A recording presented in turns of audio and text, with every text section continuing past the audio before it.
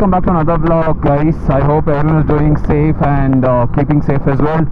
And this is actually slightly a follow-up to the previous vlog that I made, which was with Adventure 390 itself. You might see me on 6R, it's just that it's been like more than 10 days I haven't taken out this motorcycle. That's one of the reasons you see me riding this one at this point in time. And to give you some context about everything, right? So I had a lot of detailed follow-up questions on why exactly I choose the 14 teeth sprocket and why not change the other sprockets that is available aftermarket. So I'm going to cover this on two different aspects as of today. The first aspect will be definitely giving you more context on why I chose 14 and 46, right? So I should have covered this in the previous log itself, but I could not cover it. So the first context should be sharing some context or throwing some light around why I did 14 and then 46, right? There was a lot of things that we wanted to understand, right? So the first thing was definitely everyone tried the 14 sprocket thing. A lot of YouTubers have done it, so do me, so I tried that also. But what exactly happened for my way of doing it, like most of you people know, if you put the 14 sprocket teeth in front, the biggest problem that is going to happen is this one. What is it called? It will create a lot of heating issues. One sprocket down in front, what exactly means that the wheel will start just spinning, and it doesn't give you the traction, it just keeps on spinning. Let's say for example, per second, if the tire spins about 2 times, what happens is that's going to spin 2.5 times. It's just that because of that, the sprocket also will get heated up, and also it strains the engine as well.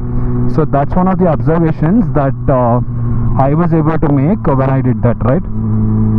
Then later what I did also was I did a bit around sprocket about. I was talking to one of like good adventure touring guys who actually build adventure motorcycles a lot across Bangalore. So if you remember, I had went for the pillion seat thing, right? So he actually expertise in building a lot of adventure touring motorcycles itself. So then what I did later, gradually I decided that he advised me do a 1 down and 1 up in the back, right? So that was his recommendation, which means that from 1545 to 1 minus in front and 1 up in back, which means 1446. So that was the setup. So I was looking into a lot of sprockets of different motorcycle. Then I tried on a lot of Dominars and everything, right? Then everyone tried these things, right? Like basic setups, like the things like doing only 1 down. So then I decided let me experiment with Duke 250 itself. So then what I did, I went ahead and got this sprocket. You won't believe I did not think twice also, because I wanted to experiment, and mostly I wanted something which was mostly intuitive for my style of riding. So then I decided and I went ahead and I got that one, and then I did the 14 and the other sprocket setup Picheka. So after that everything, then I thought that it's gonna work very well for me. I went and I installed it, right? So that is the setup I did. I did not even change the chain links as well. The chain links had become slightly looser, but it's just that I had to spend slightly more time in fixing that thing. When I say fixing that thing, adjusting the chain. So that is one of the reason you saw me including that sort of a setup. And then after that, rest is history. It's working very well. A lot of people ask me about a few of the things on these things, so that's one of the reasons you saw me explaining completely on everything as well. And then later we decided to do a very basic setup, and that is working for me, and I hope that you saw the entire detailed video on everything as well, right? So we were able to walk through everything and do everything, so that is working well. And people who are riding towards the airport road, please make sure that there are interceptors, and it is very important to not go beyond 80. It is really hard, so just make sure that you don't go fast. And they were waving my hands I don't know why. So possibly they're saying hi for me, I guess. I was like, okay, fine.